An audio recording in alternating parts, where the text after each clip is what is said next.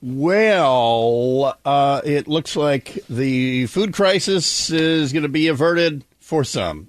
Right about now, apparently in Istanbul, the relevant authorities for Ukraine are sitting down, and this is part of the delicate negotiations, I guess we'll say.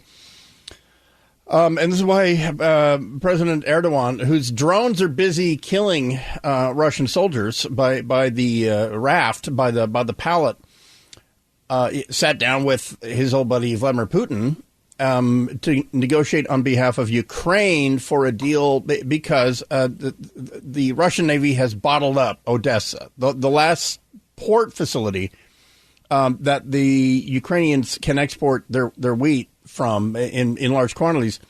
It's a deep water port. It's there it's sort of at the 11 o'clock position of the Black Sea. And not only have the Russians mined it so badly that, like, literally swimmers, there's surveillance video of some guy swimming off Odessa and hitting a mine. And the results aren't pretty. But so the Russians from the beginning have been choking off wheat exports. And so the deal is the Ukrainians and the Russians, through a deal brokered through Turkey, are signing an agreement with UN Secretary General Antonio Guterres today. The world shortage of Ukrainian grain since Russia's 24 February invasion has left millions at risk of hunger. And the thing is, though, in the rhythm of this, this is the grain that was sitting in the elevators from the 2021 harvest. And then the ships line up in January, February, March, April, May to come get the wheat. And then they bring it to Nigeria, or they bring it to Brazil. They bring it to Spain, whatever. But this is supposed to have happened back in February, except for that little part where there was an invasion and a blockade of the ports. So you lose all of March, all of April, all of May, all of June, all of July. Just write July off. So you're 5 months behind the eight ball on this one. And you know the pasta, for instance, that you might buy today, it was made months ago. It was made months and months ago. And the wheat, which probably came from the United States, from whatever, Nebraska or Kansas, whoever grows wheat. Or what am I saying? Eastern Washington. The most productive wheat farms on earth in Eastern Washington.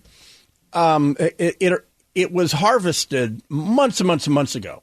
And then it was transported somewhere, and then it went to a factory, and it either comes back as your Roman meal or your Wonder Bread, or whatever. How many of you actually buy big bags of flour? I get it if you're saying, oh, me, no, okay, great. But 9 out of 10 of you don't have a lot of flour sitting around. So this might be too little too late. If 50 bulk carriers of wheat leave Odessa today, they're going to have to get to Southern Africa and all that. They're not hydroplanes. The tyranny of physics are going to prevent that. So it's really not. It's almost academic that there's going to be hunger, or people are going to have to find more localized food sources, which is part of the problem with our urbanized population.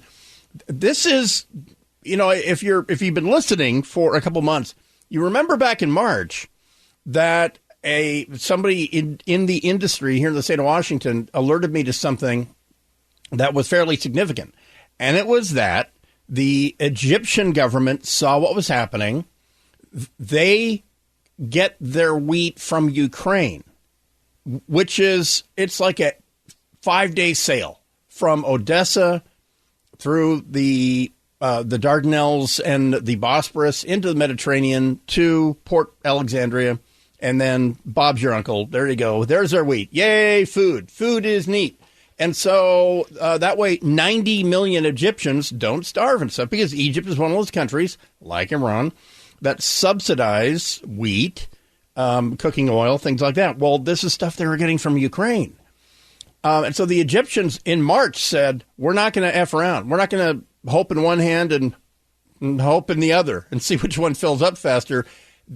For the first time in their history, and remember, we're talking about 8,000 years of history, the Egyptians came to the west coast of the United States, and they said, who's got wheat? We got blank checks. So they go to Port of Kalama.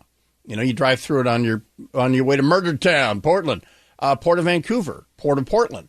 And they bought in the first tranche, they bought 65,000 metric tons of wheat. Off it goes. And they did this back in March because it takes that long to get to Egypt by June from the west coast of the United States.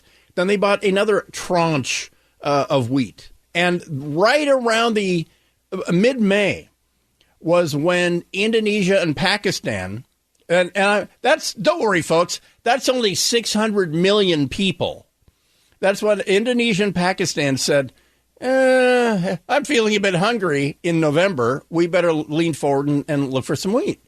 And it's been bought up. It's by the people who wrote their history down for 8,000 years and others. So this may be too little too late. For the Ukrainians, all they care about is that it gets on boats and it gets out of there.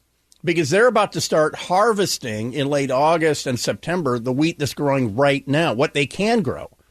And so it's interesting because you're starting to see more and more stories about either Bill Gates or the Chinese are buying farmland in the United States.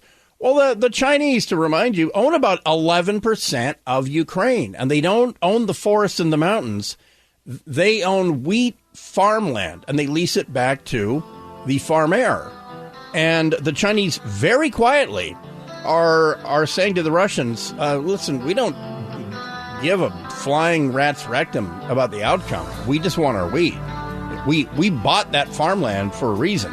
And so that's one of the biggest pressures, that the Chinese will get their wheat one way or another, but will the rest of the world?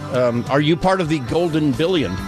All right, when we come back next hour, a early morning raid in Marysville reveals a surprising neighbor.